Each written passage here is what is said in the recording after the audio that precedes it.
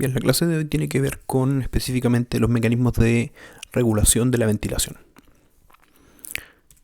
Antes de comenzar tenemos que dejar en claro algunos conceptos para hablar de la regulación de la ventilación, ya que son conceptos y parámetros claves regulados por este mecanismo ventilatorio, como son específicamente la presión alveolar de CO2. Sabemos que la ventilación alveolar normal, que se define específicamente como el aire que entra por minuto efectivamente a territorio alveolar, es decir, a las generaciones 17 a 23 del árbol respiratorio. Esa ventilación alveolar es aquella que puede mantener la presión alveolar de CO2 dentro de límites normales entre 35 y 45 milímetros de mercurio, con un valor promedio de 40 milímetros de mercurio. La presión alveolar de CO2 depende principalmente del balance entre su producción por parte de los tejidos y de su remoción por parte de la ventilación alveolar. Este mecanismo de ventilación alveolar es bastante eficiente y eficaz en cumplir el cometido de remover el CO2 alveolar gracias al escaso contenido de CO2 en el aire atmosférico, que representa un 0.03% del total de todos los gases atmosféricos. Por lo tanto, esto es lo que permite entonces una gran eficiencia en nuestra ventilación alveolar en la remoción del CO2 producto del metabolismo celular. En condiciones normales, entonces, esta presión alveolar de CO2 tiene un valor promedio cercano a los 40 milímetros de mercurio. Sabemos que si la ventilación alveolar aumenta, esto va a llevar consigo una disminución de la presión alveolar de CO2 y que la disminución de la ventilación alveolar, por lo tanto, va a llevar como consecuencia a un aumento de la presión alveolar de CO2. Si aumenta la producción de CO2 por parte de los tejidos, producto de un aumento en la tasa metabólica, que podría darse en una situación como el ejercicio, esto tiende a aumentar la presión alveolar de CO2 y sin embargo esto se va a acompañar de un aumento en la ventilación, un aumento consecuente en la ventilación para que va acoplado a este aumento en la tasa metabólica. Y es por eso que esto va a tender a mantener una presión alveolar de CO2 bastante estable. O sea, si bien puede aumentar la producción tisular por una mayor tasa metabólica, como en la situación de ejercicio, esto siempre va a ir acompañado de un aumento en la ventilación para mantener una presión alveolar de CO2 dentro de valores bastante estables, cercanos a los 40 milímetros de mercurio. La presión alveolar de oxígeno, por otro lado, depende del equilibrio entre el consumo de oxígeno por parte de los tejidos y el aporte de oxígeno generado por la ventilación. El aporte va a depender de un factor que no es específicamente fisiológico, sino que va a depender de la presión parcial de oxígeno en el aire atmosférico. Y esto, por lo tanto, va a depender de la presión barométrica y, a su vez, esta presión barométrica va a depender del lugar geográfico donde se mida.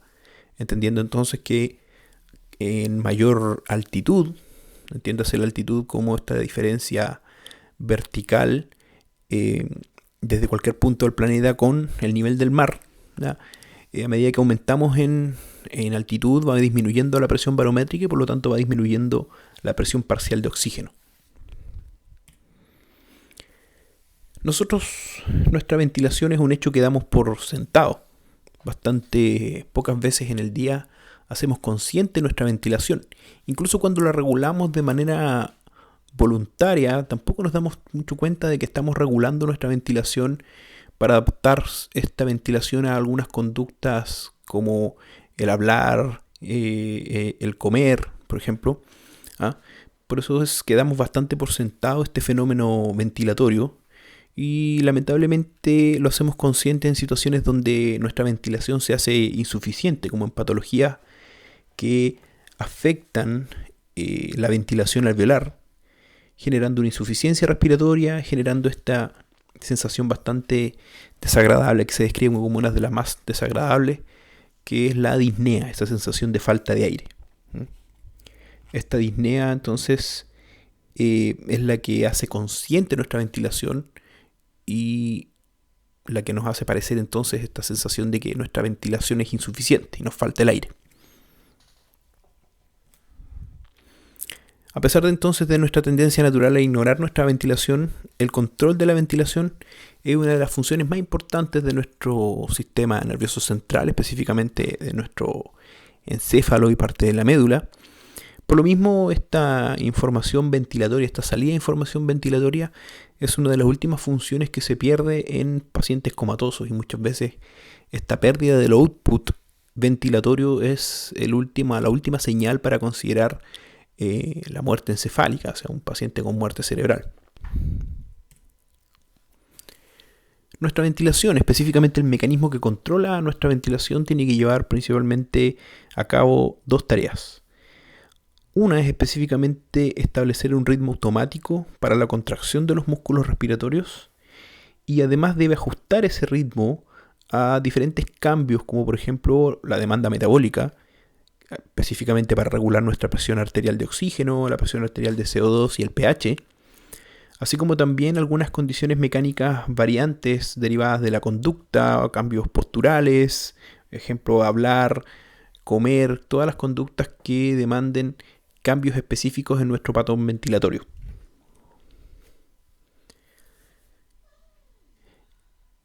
En nuestro sistema nervioso vamos a encontrar neuronas que se definen como neuronas generadores de patrones. Ya habíamos mencionado algunos de estos conceptos en la unidad de neurofisiología en el primer semestre. Neuronas generadoras de patrones, por ejemplo, relacionadas con los patrones normales de marcha. En este caso tenemos neuronas generadoras de patrones que coordinan algunas conductas bastante estereotipadas y autónomas, como por ejemplo la marcha, el reflejo de la arcada, la contracción simultánea de los músculos faciales en la expresión de algunas emociones. Son controladas por neuronas generadores de patrones que se encuentran específicamente en la formación reticular. En nuestro sistema nervioso específicamente tenemos neuronas que controlan la ventilación, y este fenómeno, el estudio en realidad de las neuronas que controlan la ventilación surge aproximadamente en el siglo II con los primeros experimentos llevados a cabo por Galeno en base a las observaciones que él realizó en los campos de batalla, bueno, no en los campos de batalla, específicamente en las arenas de los coliseos, donde se llevaban a cabo estas luchas por parte de los gladiadores. Galeno atendía a los gladiadores que habían sido heridos en batalla, y él se daba cuenta que algunos de estos gladiadores que recibían un corte con un objeto obviamente cortante como una hacha o una espada, cuando ellos recibían un corte en la región cervical alta, dejaban de respirar y casi inmediatamente fallecían.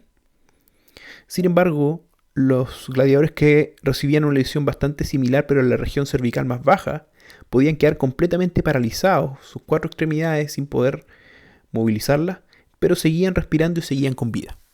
Lo que lo llevó entonces, dichas observaciones lo llevaron a generar las primeras hipótesis y pensar que lo que regulaba nuestra ventilación específicamente se encontraba entre la región cervical alta y la región cervical baja. De él comenzó a realizar experimentos con cerdos que no llegaron a conclusiones muy importantes, pero los experimentos consistían en decapitar, en generar lesiones a nivel medular, específicamente entre la región cervical alta y la región cervical más baja. En el tronco encefálico vamos a encontrar a centros automáticos que van a activar los músculos de la ventilación de manera automática y subconsciente. El lugar específico que contiene esas neuronas se denomina el generador central del patrón respiratorio. Se veía con la sigla GCP, ¿ya? Generador central del patrón.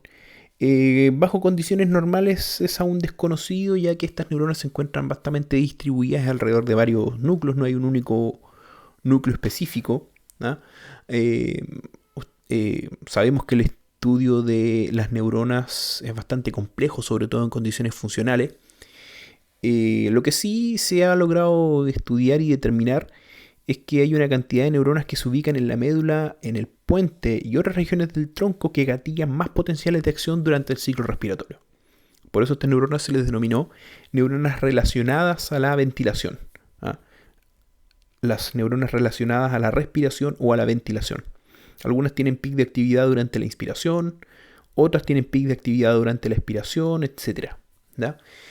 A pesar de esto, se sabe que Algunas de ellas son interneuronas, otras son neuronas premotoras, otras son directamente motoneuronas que controlan la actividad de grupos musculares respiratorios. E incluso se sabe en la actualidad que hay algunas neuronas relacionadas con la respiración, o sea, que tienen esta característica de tener un pic de actividad en el ciclo respiratorio, en el ciclo ventilatorio, pero que no están directamente relacionadas con la ventilación. Por ejemplo, durante el ciclo respiratorio se observa un gran pic de actividad en esta región del bulbo, en neuronas que están relacionadas con la llegada de información proveniente de los vasoreceptores aórticos. Y esto es principalmente porque durante la inspiración, durante el ciclo inspiratorio, aumenta el volumen pulmonar, y el aumento del volumen pulmonar comprime todos los órganos que están dentro del tórax, específicamente en el mediastino, incluyendo la arteria aorta. Y si recordamos, en la arteria aorta tenemos receptores que detectan el grado de estiramiento de esta arteria. Y por lo tanto el aumento de volumen pulmonar genera estiramiento entonces de este vaso sanguíneo, genera compresión en realidad, lo que va a gatillar que señalicen, que envíen información de que se está detectando una mayor presión arterial. Y por lo tanto, ¿no es cierto?, durante la inspiración se van a activar estas neuronas y por lo tanto las hace incluirse dentro del grupo de neuronas relacionadas a la ventilación, sin tener derechamente una relación directa con la ventilación. O sea, actúan durante el ciclo inspiratorio y es por eso que, como habíamos mencionado previamente en el capítulo de cardiovascular, nuestra ventilación puede influir de manera importante en el control de la frecuencia cardíaca mediante el barorreflejo. O sea, la inspiración, el aumento del volumen pulmonar, gatilla entonces una compresión de la arteria aorta, se envía la información de que ha aumentado la presión y se gatilla un barorreflejo que tiende levemente a disminuir la frecuencia cardíaca. De ahí vienen la generación de pequeñas arritmias detectadas en un electrocardiograma, que son arritmias completamente fisiológicas, que se denominan arritmias sinusales respiratorias, que fueron asociadas en un primer instante por Carl Ludwig, que fue el primero que asoció el fenómeno ventilatorio específicamente al fenómeno opresor arterial. Dentro de las neuronas más importantes que encontramos en esta red de neuronas relacionadas a la ventilación, encontramos a las motoneuronas de nervios craneales y nervios espinales que llevan información hacia los músculos respiratorios, específicamente el diafragma por medio de los nervios frénicos. Cuando la salida respiratoria, cuando el output respiratorio aumenta, también se pueden activar neuronas que controlan otros músculos accesorios, tanto de la inspiración y la expiración. Esto es cuando se requiere aumentar la ventilación en condiciones como, por ejemplo, la realización de actividad física. La eupnea se denomina al patrón de actividad inspiratoria y expiratoria que se produce durante el reposo o durante el sueño no REM. A este patrón normal de ventilación se le denomina eupnea. La actividad hacia los músculos respiratorios durante esta eupnea es bastante regular, con ráfagas bastante rítmicas de actividad que ocurren únicamente durante la inspiración, principalmente hacia el diafragma y hacia algunos músculos intercostales. Esto es bien interesante, nosotros hablamos de ráfagas de potenciales de acción que ocurren únicamente durante la inspiración, porque si ustedes recuerdan, el fenómeno expiratorio no requiere la actividad muscular, ya que en reposo el fenómeno expiratorio es un fenómeno completamente pasivo, ya que depende del recobro elástico, esa energía potencial de recobro elástico acumulada durante la inspiración por nuestra caja torácica y por nuestros pulmones. Durante el ejercicio más intenso puede aumentar no solamente la amplitud de nuestra ventilación, sino también la frecuencia y la actividad del nervio frénico. Y va a aparecer una actividad adicional también en nervios que inervan músculos accesorios de la inspiración, entre los que podemos mencionar los esternocleidomastoideos, pectorales. Si hablamos de la inspiración, podemos hablar de la expiración, específicamente accesorios de la expiración a los músculos abdominales. También con este aumento en el esfuerzo ventilatorio se van a activar músculos accesorios de la expiración, Esto va a generar una expiración más rápida, lo que va a permitir a su vez que la inspiración siguiente comience más temprano. Y esto también es lo que va a permitir aumentar nuestra frecuencia respiratoria. Dentro de los grupos específicos más importantes que contienen a las neuronas generadoras del patrón respiratorio, que disparan potenciales de acción durante la respiración también, encontramos a dos grupos que se encuentran a nivel del bulbo, denominados grupo respiratorio ventral y grupo respiratorio dorsal. Estos grupos están organizados en estas estructuras que tienen esta forma bastante característica, como especies de salchichas que se agrupan, donde encontramos a varios subnúcleos, entre ellos al complejo Bötzinger, al complejo pre-Bötzinger, tenemos al núcleo hipogloso, asociado principalmente a el control de algunos músculos ventilatorios. Ustedes ven, incluso también tenemos algunos pares craneales, específicamente una rama del trigémino, que es el que permite abrir la boca para la ventilación, una rama del par craneal número 7, nervio facial, que involucra el aleteo nasal, la expansión de las narinas cuando se aumenta la ventilación, músculos laringeos, faringeos y otros músculos que están controlados por el par craneal número 11. ¿No? Seguimos también aquí, tenemos neuronas que controlan la acción del diafragma, ¿no? Ambos nervios frénicos, y otros también que van hacia los nervios raquídeos, o sea, hacia los músculos intercostales. El grupo respiratorio dorsal contiene principalmente neuronas inspiratorias. Es este grupo que tenemos acá, ¿no? Está situado de forma bilateral, se encuentra dentro y también alrededor, o sea, formando parte, y también alrededor de un núcleo que nosotros ya habíamos mencionado, que se encuentra a nivel del bulbo, denominado núcleo del tracto solitario, que es una estructura bilateral. En ambos hemisecciones medulares se encuentra este núcleo del tracto solitario. Y este grupo respiratorio dorsal recibe entrada sensorial, o sea, recibe input procedente de las vísceras del tórax, así como también información proveniente del abdomen, y tiene una función bastante importante en el control del sistema nervioso autónomo, específicamente este núcleo del tracto solitario, como ya vimos, está involucrado también en la integración de la información proveniente del sistema barorreflejo. Una de las principales funciones del grupo respiratorio dorsal es la integración de la información sensorial proveniente del sistema respiratorio.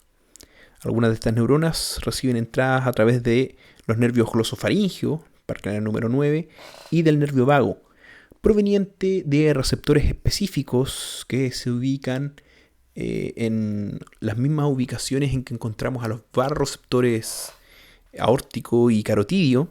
También tenemos quimiorreceptores aórticos y carotidios ubicados en el mismo lugar, así como también de algunos receptores en los pulmones y en las vías respiratorias. Algunas de estas neuronas relacionadas con la ventilación del grupo respiratorio dorsal son interneuronas locales para poder integrar la información. Otras son neuronas premotoras que se proyectan hacia diversos grupos. También tenemos neuronas motoras derechamente, que se encuentran en la médula espinal y en el grupo respiratorio ventral. Pueden hacer conexión con estas neuronas del grupo respiratorio ventral. El grupo respiratorio ventral, por otra parte, que es el que nosotros encontramos en esta sección, ese grupo respiratorio ventral tiene principalmente neuronas tanto inspiratorias como expiratorias, ¿no? También contiene interneuronas locales, neuronas premotoras, pero a diferencia del grupo respiratorio dorsal, el grupo respiratorio ventral también contiene neuronas que inervan músculos de la faringe y laringe, además de algunas vísceras del tórax y el abdomen. La información sensorial, que está relacionada con la función pulmonar, llega a través del grupo respiratorio dorsal. O sea, tienen integración entre el grupo respiratorio dorsal y el grupo respiratorio ventral. Por lo tanto, este grupo respiratorio ventral se cree que tiene una función más eferente, mientras que el grupo respiratorio dorsal tiene una función aferente, o sea, el procesamiento de información que ingresa. El grupo respiratorio ventral, por otro lado, información saliente, un output.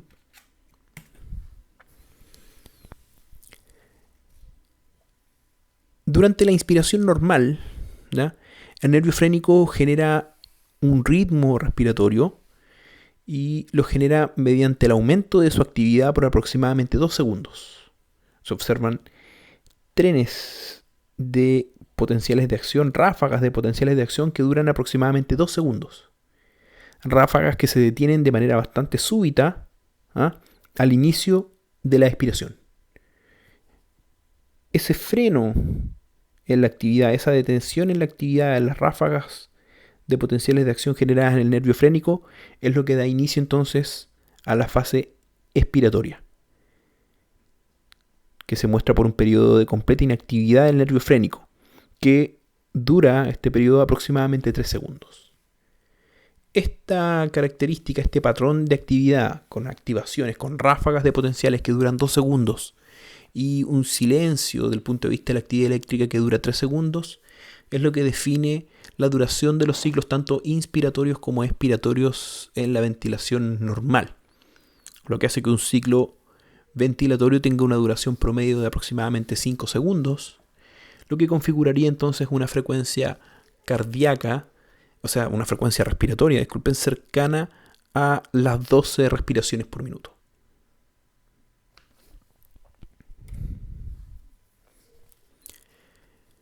Entonces, ¿cuáles son los principales estímulos para controlar nuestra ventilación?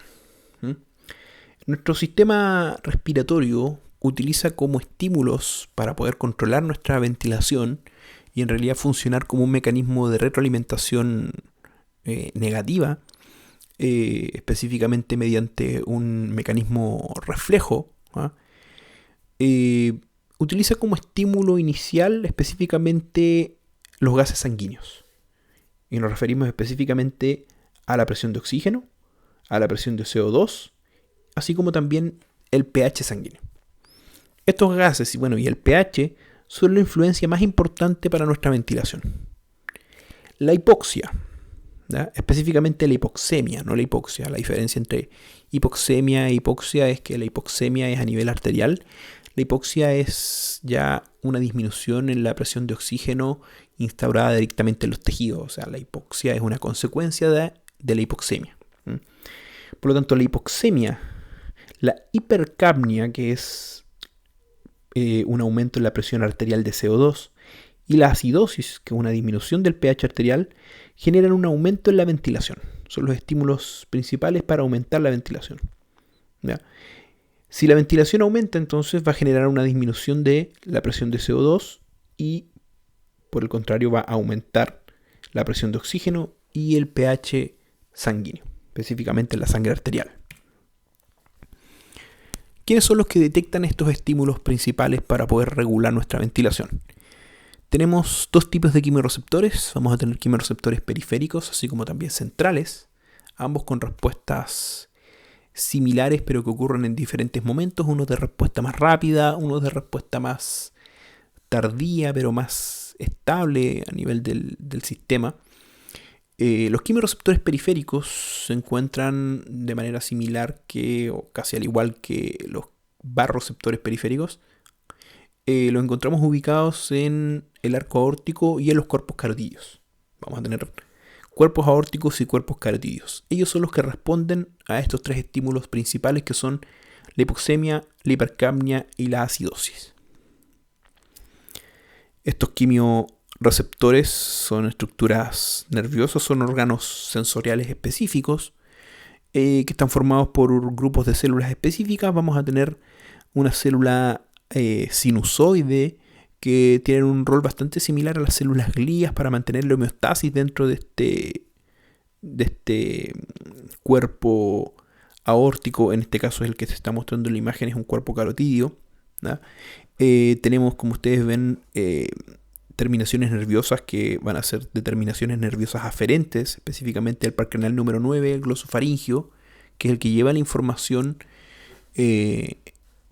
hacia los grupos respiratorios, una rama en realidad del nervio glosofaringio, que es el nervio del seno carotidio. Y la célula más importante en realidad, o la que cumple el rol de sensor químico, es específicamente esta célula de tipo 1 o célula glomus. La célula glomus, por lo tanto, es el sensor químico del cuerpo carotidio. Tiene características bastante similares a las neuronas desde el punto de vista funcional. Algunas de estas células glomus están inervadas por neuronas preganglionares de la rama simpática de nuestro sistema nervioso autónomo. A su vez tienen canales iónicos regulados por voltaje, lo que les permite cierto grado de excitabilidad. La despolarización de su membrana puede gatillar la generación de ciertos potenciales de acción a lo largo de su membrana, lo que les permite también liberar vesículas intracelulares que contienen neurotransmisores, como por ejemplo acetilcolina, norepinefrina, sustancia P, dopamina, etc. Cuando se estimulan, se liberan estos neurotransmisores que finalmente van a regular la descarga de los nervios sensitivos que van ya sea por el parcrenal número 9 en el caso de los cuerpos carotidios y por el parcrenal número 10, nervio vago, en el caso de los cuerpos aórticos. Como habíamos mencionado entonces, la hipoxemia, la hipercapnia y la acidosis son los estímulos principales para la regulación de nuestra ventilación, y lo son porque estos estímulos son los que terminan gatillando la actividad de la célula glomus, inhibiendo canales de potasio. La inhibición de los canales de potasio va a generar entonces como consecuencia una despolarización de la membrana que va a gatillar la apertura de canales de calcio regulados por voltaje. Y como nosotros sabemos, el aumento en las concentraciones de calcio intracelular va a permitir la liberación de las vesículas contenedores de neurotransmisor.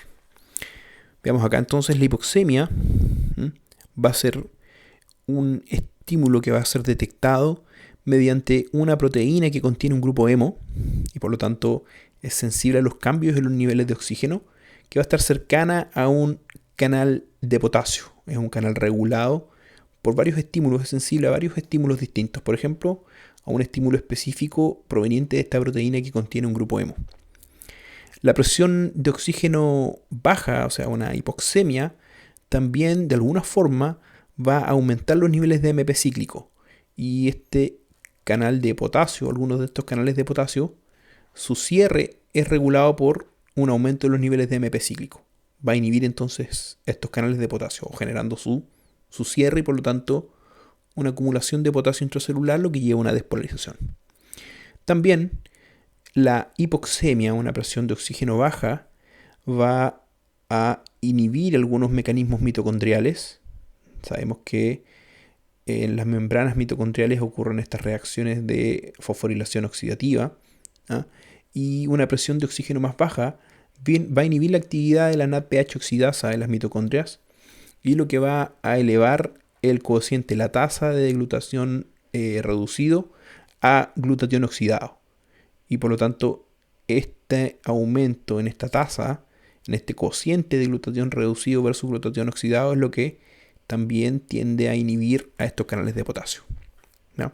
Por lo tanto, estos mecanismos, como dice aquí, reducen la probabilidad del estado abierto de los canales de potasio, despolarizando la membrana, y esta despolarización, entonces este cambio en el voltaje de la membrana, es el que permite la apertura de canales de calcio regulados por voltaje, generando la entrada de calcio y por lo tanto un aumento en la concentración de calcio intracelular. Esa elevación en los niveles de calcio intracelular es la que gatilla la liberación de neurotransmisores que se van a unir a la membrana postsináptica, generando entonces un potencial de acción que se conduce a lo largo del nervio glosofaringio en el caso de los cuerpos carotídeos, o una rama del nervio vago en el caso de los cuerpos aórticos. La hipercapnia, es decir, el aumento en la presión de CO2, va a dar lugar a una mayor entrada de CO2 y con la consiguiente producción de protones. Ustedes saben que el CO2, cuando se hidrata, lleva consigo la formación de bicarbonato y protones. Un aumento en la concentración intracelular de protones o una disminución del pH intracelular también lleva a la inhibición de estos canales de potasio. Un pH extracelular más bajo va a inhibir estos transportadores de expulsión, ¿ya? Incluso algunos intercambiadores de protones, como el intercambiador sodio-protón, lo que también favorece la carga de ácido intracelular, y eso va a llevar a una acumulación de protones, lo que favorece entonces es la inhibición de estos canales de potasio, con la consiguiente despolarización, entrada de calcio, liberación de neurotransmisor. Los quimiorreceptores periféricos y centrales son los que constituyen una rama sensorial vital de un mecanismo de retroalimentación negativa que va a estabilizar tanto la presión de oxígeno, la presión de CO2 y el pH arterial. Esto ocurre como un mecanismo de feedback, este feedback loop negativo, que va podríamos decir que donde cooperan los quimiorreceptores periféricos tanto como los quimiorreceptores centrales. Cuando los niveles de los gases están cercanos a los valores normales, los quimiorreceptores centrales son la fuente principal de retroalimentación para generar el patrón normal de ventilación. O sea, cuando nosotros nos mantenemos respirando, ventilando de manera normal, sobre todo cuando nos encontramos a nivel del mar, nuestra ventilación no es estimulada por una disminución en los niveles de oxígeno, ni tampoco por un aumento en los niveles de CO2 cuando estamos respirando o ventilando en reposo a nivel del mar. Podríamos decir, la principal input de información para poder generar el patrón normal lo proveen los quimiorreceptores centrales. Estos quimiorreceptores centrales son sensibles principalmente a la hipercapnia, es decir, a un aumento en la presión de CO2, la cual se presenta como una acidosis respiratoria. Recuerden que el CO2 participa en el equilibrio de pH, ¿no? Y por lo tanto va a generar una acidosis respiratoria, va a disminuir el pH producto del aumento de CO2. Estos quimiorreceptores van a sensar las bajas en el pH cerca de las neuronas del quimiorreceptor.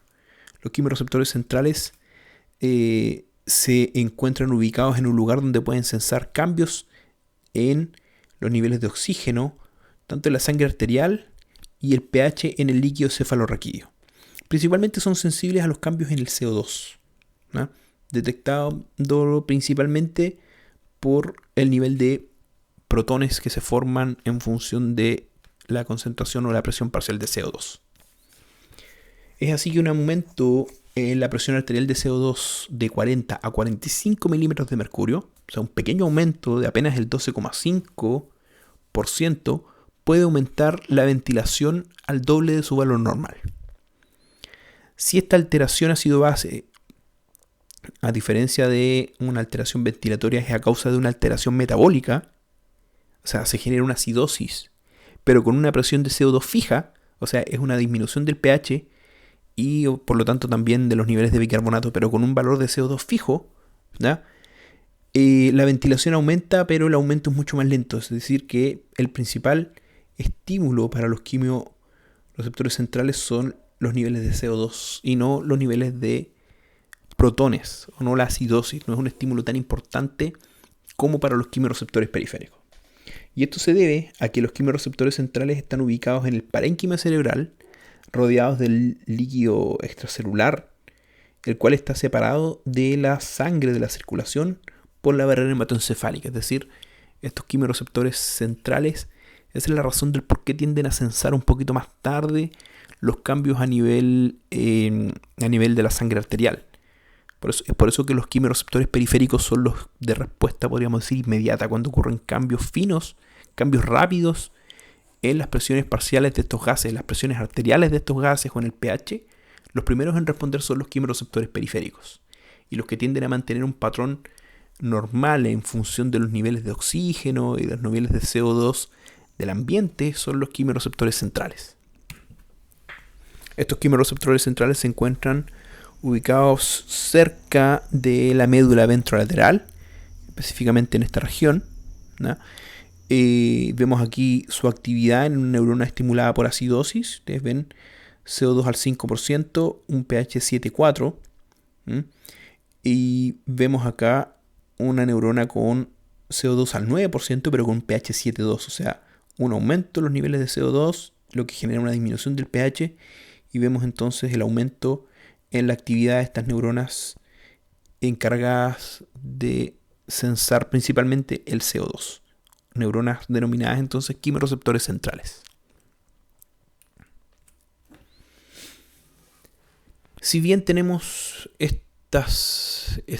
podríamos decir, estos receptores sensitivos encargados de modular la ventilación como un mecanismo de retroalimentación negativa en función de estos estímulos, también existen otros estímulos que pueden modular nuestra ventilación.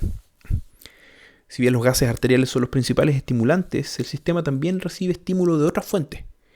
Incluso desde nuestra corteza, para poder regular voluntariamente nuestra ventilación, tenemos también receptores de estiramiento y de irritantes químicos que están constantemente monitorizando el calibre de las vías aéreas y la presencia de agentes nocivos. Tenemos, por ejemplo, receptores de estiramiento pulmonar de adaptación lenta. Ustedes recuerdan los mecanismos de adaptación lenta, adaptación rápida, ¿ya? Estos mecanismos o estos receptores tienden a inhibir la actividad del nervio frénico. Son receptores que su principal objetivo es prevenir que el pulmón se expanda de manera excesiva, generando lo que se conoce como un reflejo de Hering-Breuer, ¿ya? Cuando el pulmón se expande de manera excesiva, ¿ya? Reflejo que no se observa tan frecuentemente en adultos, sino que se observa más comúnmente en recién nacidos o en bebés que tienen cajas torácicas bastante susceptibles a la hiperexpansión, producto de la característica ósea que los huesos todavía no se han mineralizado tan importantemente como los de un adulto y por lo tanto tienen mayor, podríamos decir, flexibilidad. Se puede generar esta hiperinsuflación que gatilla este reflejo de Hering-Breuer, donde ocurre una inhibición de la actividad del nervio frénico. O sea, se produce una inspiración que en algún momento es inhibida y se genera una expiración rápida para evitar esta hiperinsuflación pulmonar. Tenemos receptores de estiramiento pulmonar de adaptación más rápida, receptores de irritación, que son sensibles también al estiramiento y a otros estímulos como por ejemplo irritantes como la serotonina, las prostaglandinas, bradiquininas, amonio, el humo del cigarro, etc. Van a generar respuestas que pueden gatillar desde cambios en la ventilación o incluso respuestas que pueden llevar a broncoconstricción. Tenemos receptores que tienen fibras C, fibras amielínicas, axones no mielínicos con terminaciones en el alveolo y también en las vías aéreas, denominados receptores J o también denominados receptores yuxtacapilares. Son sensibles a estímulos mecánicos y químicos y la estimulación de estos receptores genera una triada, o sea, un grupo de respuestas características que van desde la respiración superficial, broncoconstricción y una secreción aumentada de mucus, lo que va a actuar como un mecanismo de defensa ante la ventilación o respirar algún agente nocivo o irritante para nuestras vías respiratorias. Entonces en este esquema se resume de manera bastante general, pero de manera bastante eficiente el control de nuestra ventilación. Seguimos acá e iniciamos el mapa desde esta región. Tenemos los tres estímulos principales que regulan nuestra ventilación y nos ponemos en el caso de que se eche a andar este mecanismo de retroalimentación con un pequeño cambio en la ventilación, un pequeño cambio a nivel de los gases arteriales y del pH. Es decir, vamos a generar un aumento en la presión de CO2 a nivel arterial, una disminución de la presión de oxígeno y una disminución del pH. O sea, ¿qué vamos a generar? Una hipercapnia, una hipoxemia y una acidosis a nivel arterial. Estos estímulos, como vemos acá, estimulan directamente a los quimioreceptores periféricos. Directamente a los quimioreceptores periféricos, quienes envían su información aferente por el par craneal número 9 y el par craneal número 10, glosofaringio y vago respectivamente. Cuerpos carotídeos, cuerpos aórticos. ¿A dónde? A todos estos grupos que se encontraban en esta región del bulbo que correspondían principalmente a los grupos respiratorios dorsal y ventral, como habíamos dicho, que tenía mayor componente de integración, ya de aferencias, el grupo respiratorio dorsal. Esta integración sensorial es la que se conecta y se integra con las neuronas generadoras de los patrones respiratorios, que finalmente van a actuar mediante la prolongación de axones hacia la médula espinal, que finalmente son axones de motoneuronas que regulan la contracción de los músculos del sistema respiratorio, así como también músculos que se encuentran en la pared torácica, también las vías respiratorias y de conducción, para que estos estímulos sean contrarrestados entonces con un aumento en la ventilación. El aumento en la ventilación entonces va a contrarrestar estos cambios en los gases sanguíneos, así como también en el pH. Si vemos acá, la presión de CO2, si bien estimula los quimioreceptores periféricos, también estimula a los quimioreceptores centrales, pero por una vía mucho más larga, ya que el CO2 puede atravesar la barrera hematoencefálica, reduciendo el pH extracelular, así como también el pH intracelular. Por una vía mucho más lenta, porque tenemos, recuerden, la barrera hematoencefálica que hace mucho más lento este proceso, que también va a estimular al generador central de patrones. Esto entonces... bueno, y también podemos mencionar al control del sistema nervioso central, específicamente la corteza motora. Tenemos neuronas encargadas de la regulación del pool de motoneuronas de la médula para el diafragma, es decir, los nervios frénicos también pueden ser estimulados desde la corteza, y por eso es que tenemos una vía completamente paralela que puede regular nuestros músculos respiratorios, y es por eso que en algunos momentos nuestra ventilación puede ser un fenómeno completamente voluntario. Por eso es que nosotros podemos generar conductas como hablar, generar paros respiratorios voluntarios que se hacen necesarios, por ejemplo, en el momento de sumergirse bajo el agua, o sea, una apnea, ¿ya? Y todos esos son producto de la conexión directa con la corteza motora que tienen estas neuronas de la médula espinal que controlan a los músculos de la ventilación. Esto entonces ha sido la clase que resume los mecanismos de regulación de nuestra ventilación. Muchas gracias.